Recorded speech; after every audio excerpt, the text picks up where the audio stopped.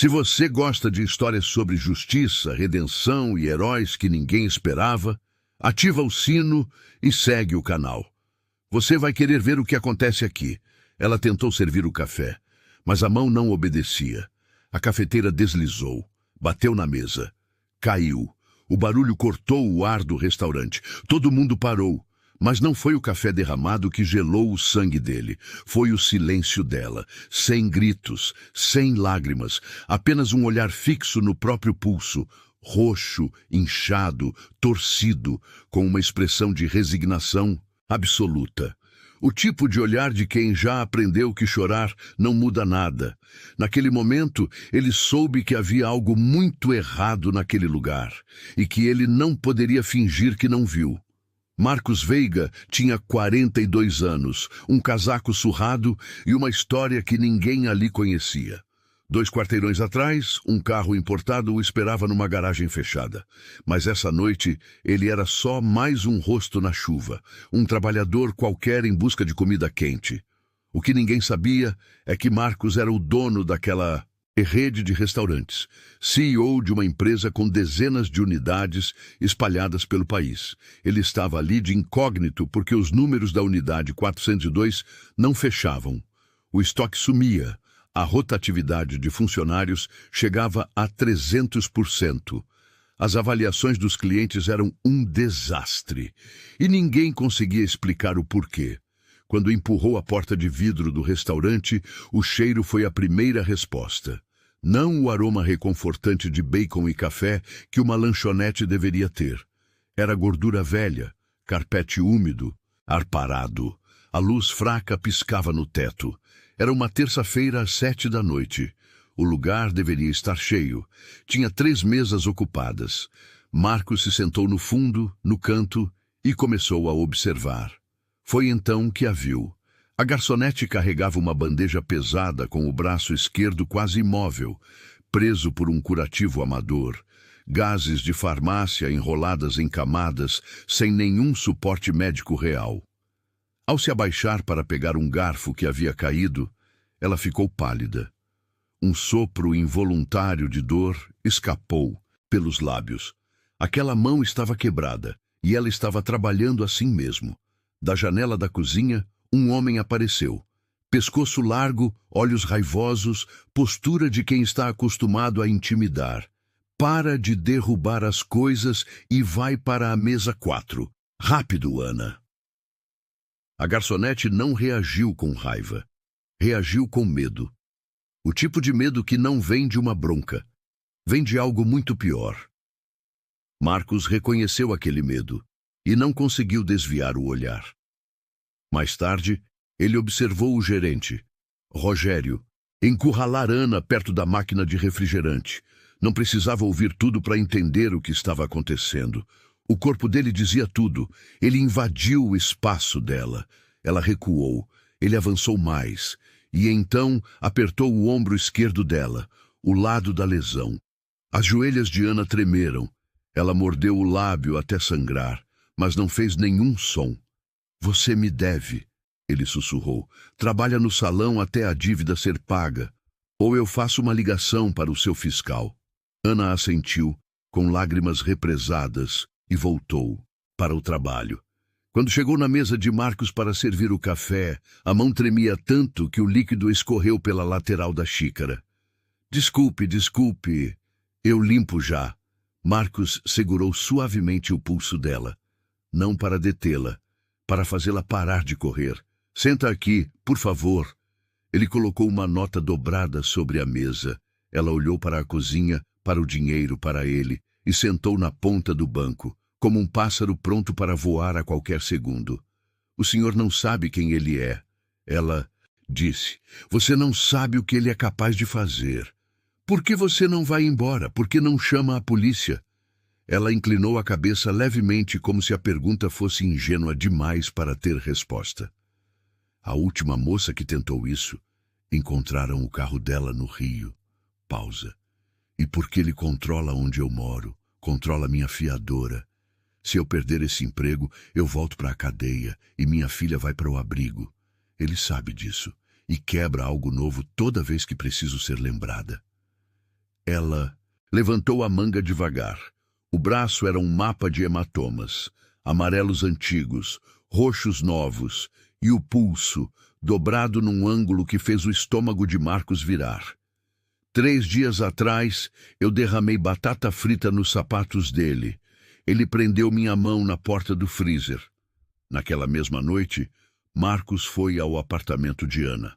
O prédio era uma estrutura de concreto corroído, janelas tapadas com compensado, cheiro de mofo no corredor.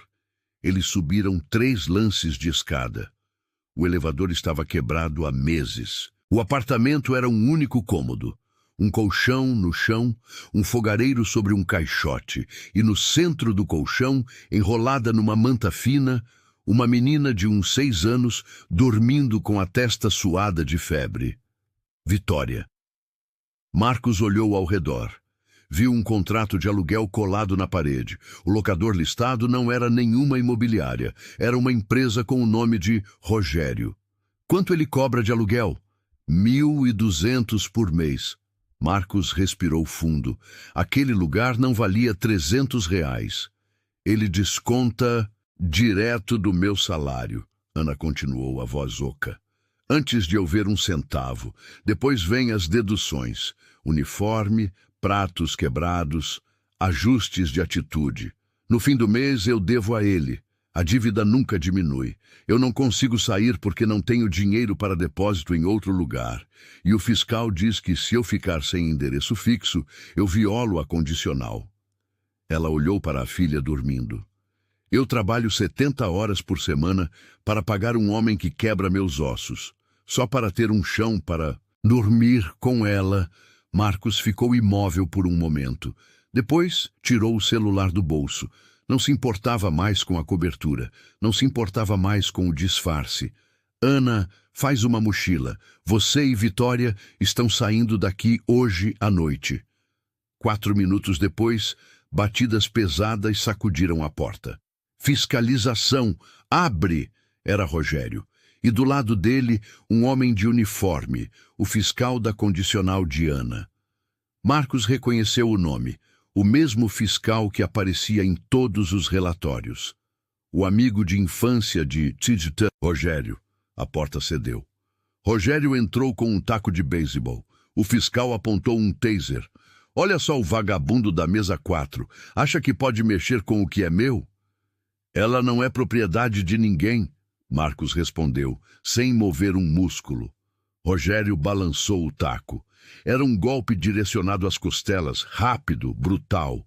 Mas Marcos não estava parado. Antes de qualquer empresa, antes de qualquer fortuna, ele havia servido como militar. Alguns reflexos nunca desaparecem. Ele desviou. Aplicou um golpe preciso. Rogério dobrou sem ar. O fiscal levantou o taser, e então vieram os pneus derrapando lá fora, passos rápidos subindo as escadas, holofotes invadindo o corredor pela janela. Agência Federal, joguem as armas no chão. O fiscal soltou o taser como se estivesse em chamas. Rogério olhou para cima, confuso, apavorado. E então olhou para Marcos.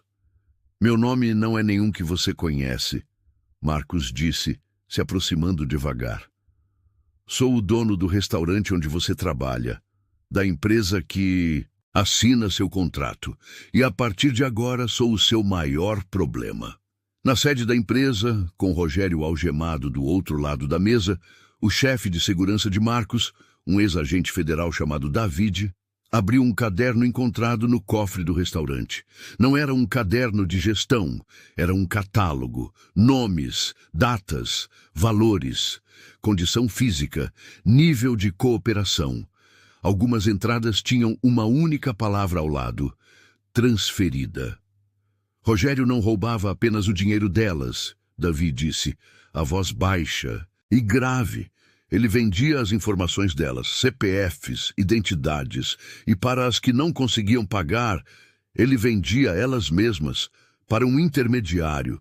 As mulheres não eram demitidas, elas desapareciam. Marcos ficou imóvel. Tem uma entrada marcada para sexta-feira. Davy continuou. 2 dias a partir de hoje, iniciais AJ. A.J. Ana Junqueira. Se Marcos tivesse chegado um dia depois, se aquele garfo não tivesse caído, se ele não tivesse olhado para aquela mão, Ana não teria sido demitida.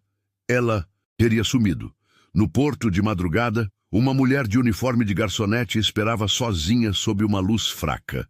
Braço na tipóia, cabeça baixa. Não era Ana, era uma ex-agente com formação em operações especiais.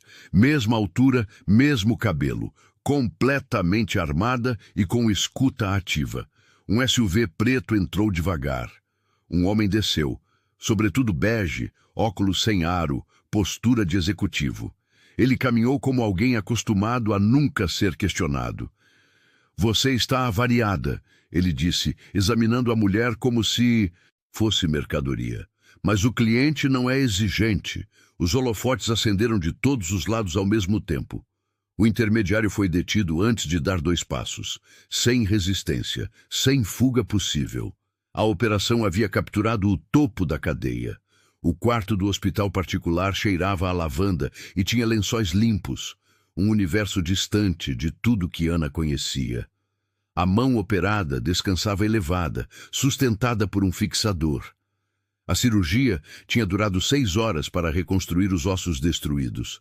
No sofá do canto, Vitória dormia abraçada a um urso de pelúcia ainda com etiqueta. Marcos entrou sem fazer barulho. Sentou ao lado da cama. "A condicional foi encerrada", ele disse. "Você é livre, sem mais fiscal, sem mais restrições. Apenas você e sua filha." Ana chorou. Não o choro contido e silencioso do restaurante. Um choro de alívio, o tipo que só vem quando o perigo finalmente passou de verdade. "Vou fechar a unidade por 3 meses para reformar do zero. Quando reabrir, quero que seja um centro de treinamento para toda a rede. E quero você liderando." "Eu?" ela disse, olhando para a mão enfaixada. "Eu sou garçonete."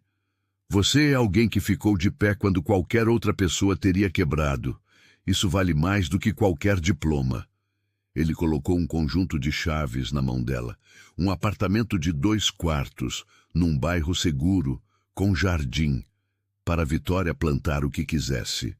6 meses depois, o restaurante não tinha mais o nome antigo. A luz era quente, o cheiro era de pão, fresco e café coado na hora. A cozinha era visível, por trás de um vidro limpo. Ana atravessou o salão de blazer, bandeja na mão esquerda, a mesma mão que fora esmagada numa porta de freezer. A cicatriz estava lá, fina e prateada no pulso. Ela não tentava escondê-la. Um funcionário novo derrubou uma pilha de pratos. O barulho ecoou pelo salão. Ele congelou no lugar, ombros encolhidos, esperando os gritos. Ana se ajoelhou ao lado dele. "Você se machucou? Algum vidro te cortou?" "Não, eu sinto muito. Pode me descontar, eu pago. Pratos se substituem, pessoas não. Respira fundo, vamos limpar juntos." Marcos, sentado no mesmo banco de sempre, observou a cena em silêncio. Tomou um gole de café. Ele havia chegado ali para verificar os lucros. Encontrou corrupção, violência e uma mulher que o mundo havia decidido tornar invisível. Mas saiu com algo que não aparece em nenhum relatório financeiro. A certeza de que o ato mais poderoso que um líder pode praticar é simplesmente enxergar quem está bem na sua frente. Rogério foi condenado a 30 anos, o fiscal cúmplice a 15. O intermediário não verá a luz do dia em liberdade nunca mais. Os bens confiscados deles financiam hoje uma bolsa de estudos para filhos de funcionários da rede. E Ana Jenkins ensina, toda semana, a novos contratados que erros não são motivo para humilhação. Que um ambiente de trabalho digno não é luxo, é o mínimo. A cicatriz no pulso dela não é uma marca do que foi destruído. É a prova de que ela saiu mais forte do que entrou. Você nunca sabe o que existe por trás de um sorriso ou de um uniforme. Um objeto que cai pode ser simplesmente descuido, ou pode ser um pedido de socorro sem voz. Se você tiver o poder de parar e enxergar, use esse poder. Se essa história tocou você, compartilha com alguém que precisa ouvir que ajuda existe. Deixa o like. Ele ajuda essa mensagem a chegar em mais gente. E me conta nos comentários. Já teve um momento em que um estranho fez diferença na sua vida quando você mais precisava? Lê os comentários aqui toda semana. Sua história importa.